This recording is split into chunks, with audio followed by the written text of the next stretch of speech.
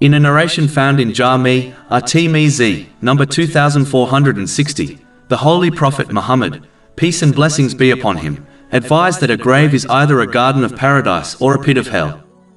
This narration further explains that when a successful believer is placed in their grave, it widens and becomes comfortable for them, whereas the grave of a sinful person becomes extremely constricted and harmful for them.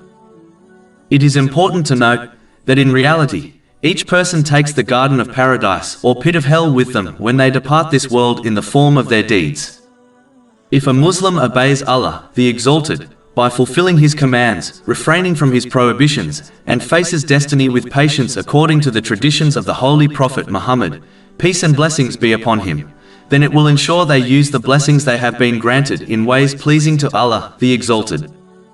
This will ensure they prepare the deeds required to make their grave a garden of paradise. But if they disobey Allah, the Exalted, by misusing the blessings they have been granted, then their sins will create the pit of hell they will rest in until the Day of Judgment.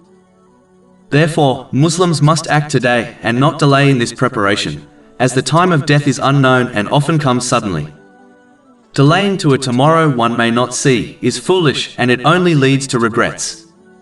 The same way a person spends much energy and time beautifying their home in this world, the home they will only remain in for a short time, they must strive harder in beautifying their grave, as the journey to it is inevitable and the stay there very long. And if one suffers in their grave, then what follows will only be worse. This has been warned in a narration found in Sunan Ibn Majah, number 4267.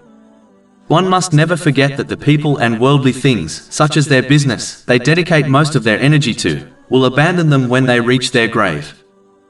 Only their deeds will accompany them, the same deeds which will determine whether they are placed in a garden of paradise or a pit of hell. Finally, a person must not be fooled into assuming that one's faith is good enough to ensure their garden of paradise. Faith is an inward state which must be reflected outwardly through one's deeds. This is what the knower of what is in the hearts has commanded.